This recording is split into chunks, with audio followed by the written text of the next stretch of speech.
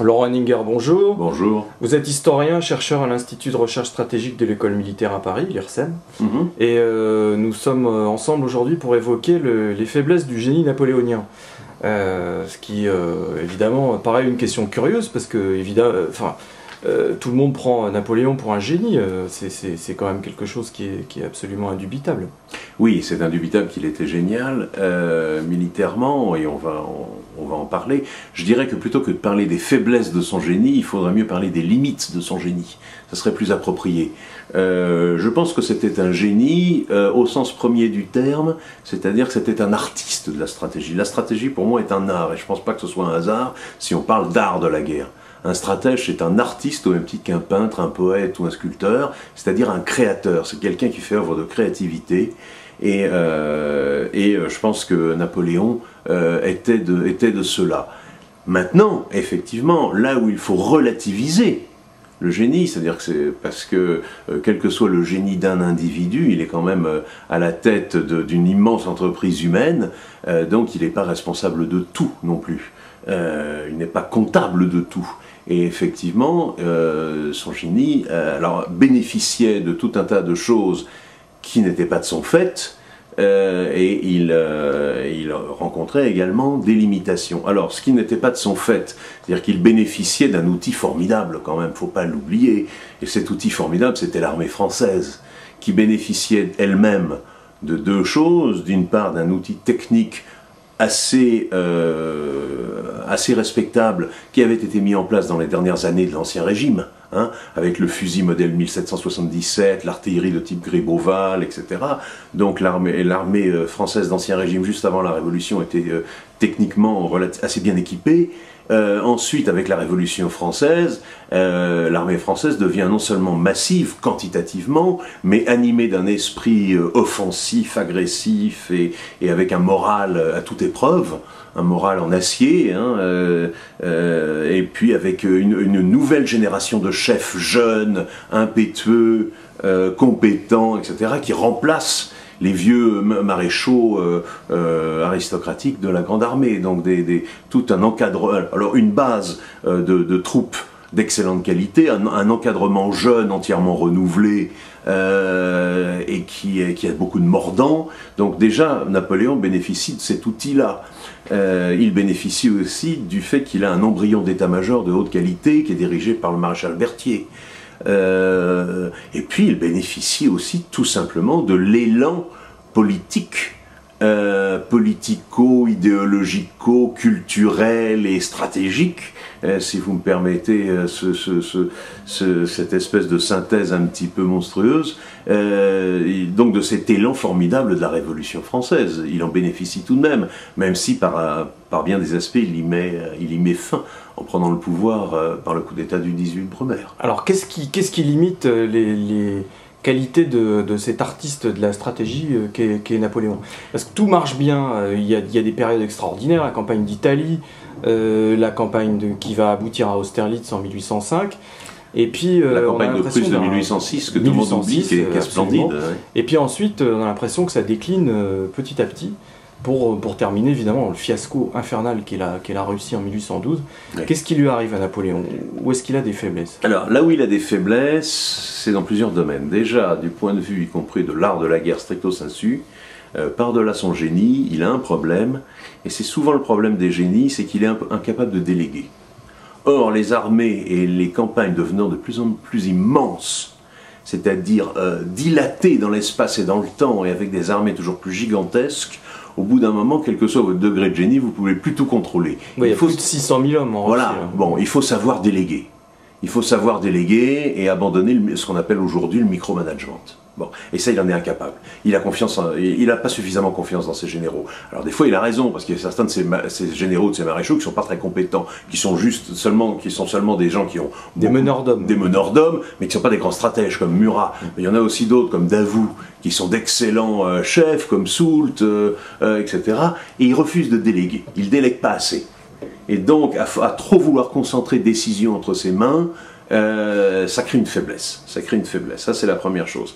La deuxième, c'est qu'au bout d'un moment, son système de guerre et son style et là j'emploie à dessein le mot de style en référence, en clin d'œil à l'artiste, à la notion d'artiste que j'ai introduit tout à l'heure, son style commence à être connu de ses adversaires. Et à partir de 1809, notamment de la campagne d'Autriche, la campagne dite du Danube de 1809, celle qui se termine par la victoire de Wagram, victoire napoléonienne, mais quand même obtenue de façon très difficile et à un prix très coûteux, les ennemis de la France commencent à apprendre le système de guerre de Napoléon, et le système de guerre français commence à l'imiter, et à l'imiter de mieux en mieux, et à la fin, l'élève ne dépasse peut-être pas le maître, mais en tout cas l'égal. Sachant qu'ils ont pour eux, du coup, les gros bataillons... Absolument. Alors voilà ce qui m'amène...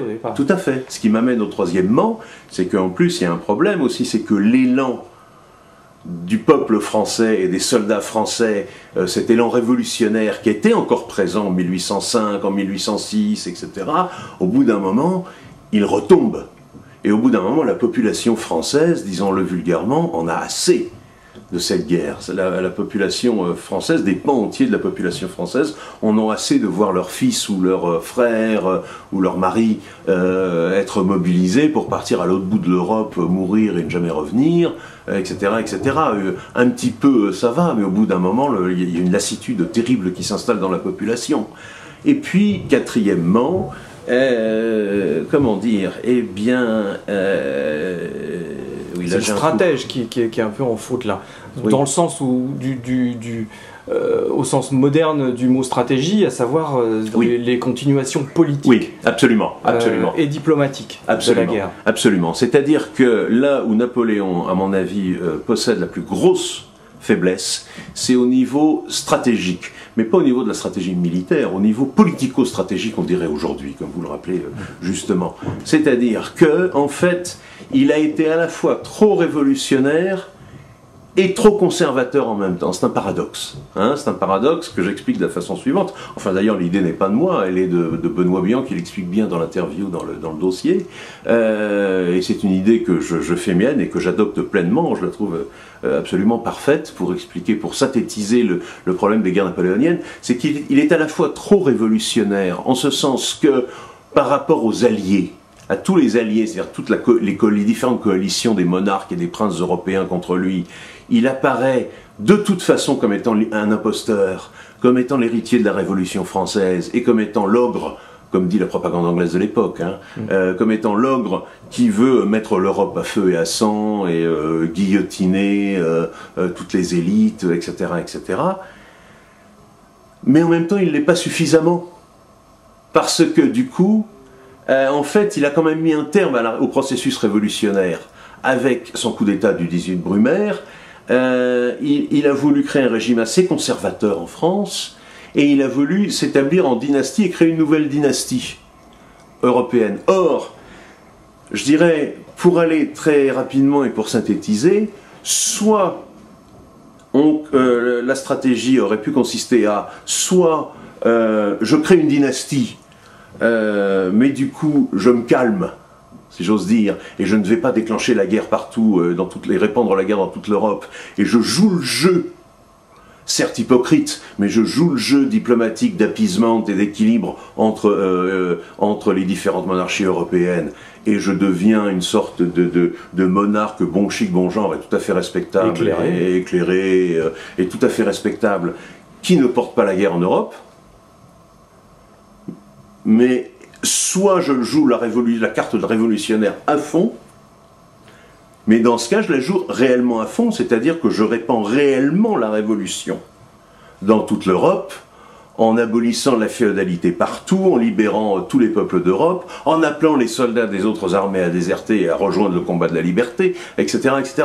C'est-à-dire qu'il n'est pas suffisamment révolutionnaire parce que ce pas-là, il ne veut pas le franchir, parce qu'il reste quand même conservateur. Il n'est pas suffisamment non plus conservateur et dynastique, donc il a les inconvénients de l'un et les inconvénients de l'autre. Et c'est ça qui finit par l'abattre. Je pense que c'est comme ça qu'on peut synthétiser le fait que finalement son projet historique a échoué, oui. Laurent Henninger, merci. Merci à vous. On se retrouve dans le dossier de Guerre et Histoire. Napoléon était-il vraiment un génie militaire ? À paraître le 25 mars.